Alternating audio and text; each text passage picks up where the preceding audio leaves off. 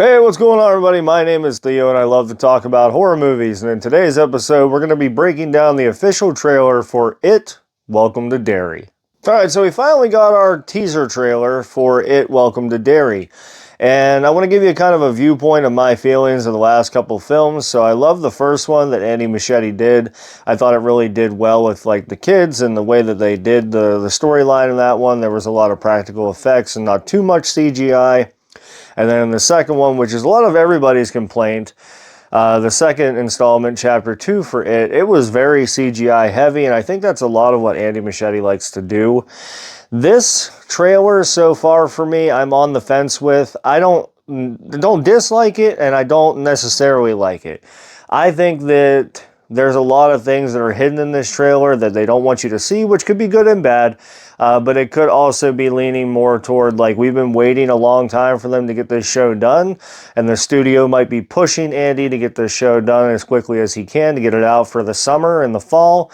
And I think that it's going to be very CGI heavy, and I didn't like the CGI effects that were used in It Chapter 2. And I know that Andy Muschietti is not the special effects makeup artist and the digital team that's behind his movies, but a lot of his movies have that same use of CGI effect. Mama, The Flash, they all kind of have that kind of weird direct use of CGI that doesn't necessarily make the film stand out more than it does harm it and make it look weird. So like even Tim Curry back in the day, whenever he played Pennywise, it was direct practical effects and makeup. And that was one of the scariest things that I ever seen in my childhood, that even today, whenever I watch it, I get like memories of whenever I watched it as a kid where I was like, oh shit, that was fucking terrifying as a kid. But we do have Bill Skarsgård coming back in this one, and this is going to be a direct prequel set in 1962 Maine, Derry, and I wonder how that's going to tie in with the rest of the film franchise so far that Andy Muschietti has done. There has been a report online stating that if HBO Max wants to reboot the show for future installments, that they're going to go back 27 years and 27 years, all the way back to 1908. Could be good and bad. I think it's a cool direction. It kind of goes with like the Fear Street trilogy that came out on Netflix, in my opinion. I think that's where it kind of touches base. They go back in time lapse for each film and kind of touch base on what happened throughout the years for Shady Side. And I think that's kind of the approach that Andy Muschietti wants to do here with it. And yes, don't ask me fucking why, but HBO Max is coming back, and they're changing it back to HBO Max in the fall. I don't know what the fuck they're flip-flopping for, but that's where we're going come this fall. But regardless, let's jump into this trailer breakdown. Let's get at it. Our trailer starts out with a little boy who's hitchhiking, who is obviously about to get picked up by two people that could possibly fucking be Pennywise. At least one of them is. The looks and the eerie eye drops, you can tell, and the way that she's saying words backwards, it kind of hints that one of the people in this car is Pennywise. And they basically ask the kid, like, where do you want to go? And he says, anywhere but Derry. And fucking guarantee you, he ends up back in Derry, or he ends up dead in this car. And then we kind of have like our first big viewpoint of the town of Derry, Maine in 1962, and the logo that's stating that it's in 1962 time period. In the next scene here, we see a black family. They're moving into Derry, Maine, and they kind of like say hi to this woman that's passing by, and she snuffs them, keeps on walking. I think there's going to be a big race play in this show. The show itself, again, is only 6 episodes, so keep that in mind too. The first season is only 6 episodes long, but a lot of this trailer, from what I can see, there's going to be a lot of like different race types of things going on throughout the season. It is 1962 time period. A lot of that happened back then. Then we see the Derry High School sign, and that piqued my fucking curiosity, so I went and I Googled Bert the Turtle, and he says duck and cover, and you'll never guess what that is. So if you Google Bert the Turtle, this is going to bring up a little cute little cartoon character, and he basically, essentially, is the mascot of propaganda in stating that you need to duck and cover when the nuclear bomb hits. Now this is kind of messed up because they showed this to kids in school, and this was a government-ordered film. It's about 10 minutes long that they forced into high schools that basically told people that, like, if a nuclear bomb comes, just duck and cover and everything's gonna be fine. There's some other different information included in that as well. It tells the kids like how they should do things if a bomb hits after the fact, and like how they should wash up if something happens for that reason. It's weird, it's off-putting, it's creepy, and it really just kind of sits weird once you look up this information and tie it back to the 1950s, 1960s era. Do keep all that in mind, and remember that while this was being shoved down, high school's throats, this propaganda film, that the Cuban Missile Crisis was currently going on, and that might be the tie-in.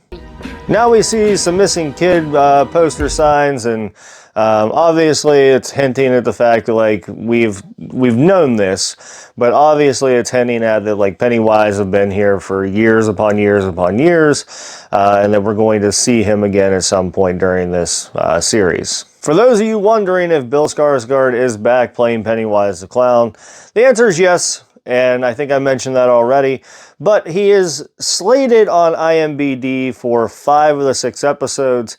I think that there's going to be a filler episode out of the 6 of which he won't be a part of, but we'll touch base on that here in a few.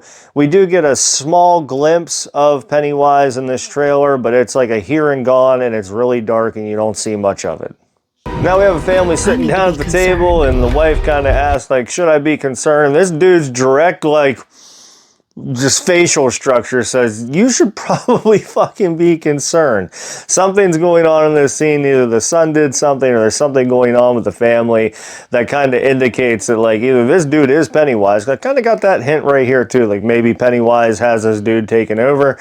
Or, like, the husband of this family is like, are you fucking kidding me? Now, up to this point, not much has changed that you can tell within this trailer for the upcoming season of this show that doesn't have anything separate to do with the 2 previous films from Andy Muschietti. It looks like a lot of the same up to this point. Now we have a little boy that's kind of fishing, and he basically says like no one's going to believe what we saw, or somebody says no one's going to believe what we saw, and then it kind of frames out, and then the little boy is kind of getting his head dunked and drowned, but it looks like to me that they cut Pennywise out of this scene. It looks like to me that like he's being forced down under, and in the trailer there's nothing there. It's either something mystical is happening to this kid, like Pennywise is not there but he is, and he's doing this to this kid, or they cut this out of the trailer because they didn't want it to be seen. But I also personally feel like this scene is going to be one of those scenes it's like, whoa, what happened? And maybe it will, maybe it won't. Now we have the knowledgeable kid that says there's a history of this stuff that's been happening in Derry, which clearly we're well aware of if you've watched the first 2 installments in the previous films. But then it kind of cuts scene to like this creepy pedophile looking dude that's like covered in sweat, who's a police officer or the security guard for the school, and he's just kind of like smiling real big and looking real weird, and it's kind of pretty creepy. But it just kind of reminds me, you ever watch Men in Black? You had to watch Men in Black. Yeah, sugar water. Yeah, that's kind of what he gives me off here. It kind of gives me that kind of vibe.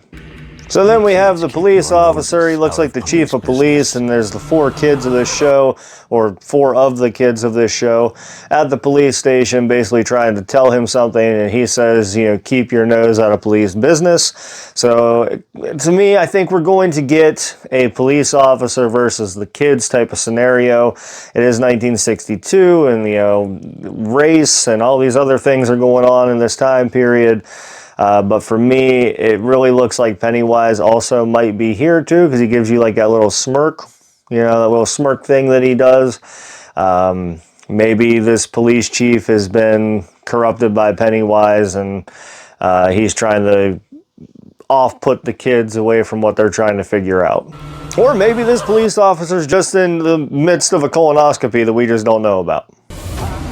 And one of the kids is now looking down the sink drain, and it's very reminiscent as to the first film where the blood splatters up and the hair comes out, and then they all have to clean it up, and they have that 80s montage music playing in the background while they do so. And I don't know. So far, we're like a minute and a half into this, and there's another like 30 seconds of this trailer. Maybe this is what Andy wants, but it kind of looks like a lot of the same so far for me. Maybe that's what he wants to happen, that he doesn't want to give too much away from the show, or maybe, again, he was pushed into pushing this show out as fast as possible, and he just kind of stuck with the roots of what worked and didn't stray too far into the history of the book or the prequel history from Stephen King, and it's going to turn out to be a bomb. Now, before YouTube strikes me with copyright infringement, I want you to listen to this song. So this song that's being played is from one of my favorite artists. It's David Bowie, but it's a very slowed down track. And they do that a lot in these kind of shows to create that atmosphere of like creepiness and suspicion. And that's what's happening here. The song itself is from David Bowie's album called Hunky Dory, and it's called Fill Your Heart. So we'll play it side by side for a little bit. That way YouTube doesn't punch me in the face and tell me to stop it. But that's what the song is. Really good song. Go ahead and listen to it. It's just in your head, only in your head. In your head, in your head, and you'll be free. Get your head and you'll be free. So then we get the movie theater, and I like to look at the movie theater and try to see like if there's something off in the distance that you don't see, or what the title of the film that's playing is. The title of the film itself that's playing is called The Devil at 4 O'Clock, and that's an old Frank Sinatra film where, you know, they go and save a bunch of kids from an exploding volcano. A little weird, yeah, I know.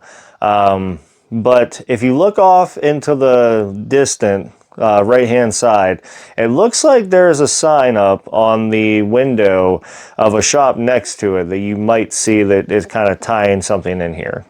Or maybe that's just an old fucking record store and I'm just seeing things, but to me it looks like a small Easter egg that says Carrie in like the white text, but I don't know, maybe it's too blurry for me to see. And there's a shop owner that comes out of the woodwork, and she's got them big old smiles of Pennywise kind of looking scariness. There's a big red balloon in the background as well, so you can obviously tell that Pennywise is here. But she's got her hand on the window and she's just like, kind of gives me Smile vibes. I don't know. I hope that not everybody that Pennywise takes over kind of has that weird smile. I don't know. It does look a lot like Smile though. And the cop also looked like Smile, and then the police officer chief had that little smirk, and I think it's just going to be this routine. You got this next person trying to escape some type of room. It kind of looks like it's either in a boiler room or a basement or something of a shop. I don't know. It's just very there, and they're swinging a hammer, boom, and they're trying to get everything out, and I don't know. It just kind of looks like they're trapped, and, you know, there might be another burned figure down there. And then this next scene, I don't know. Why the fuck do we have so many goddamn pickles? Like, there is fucking 4 shelves of pickles, and it's all different shapes, sizes, and they're all falling off the fucking rack. Like, are we like trying to sell nothing but pickles in this store? Or is this a dream or a nightmare or what? But it's super not needed.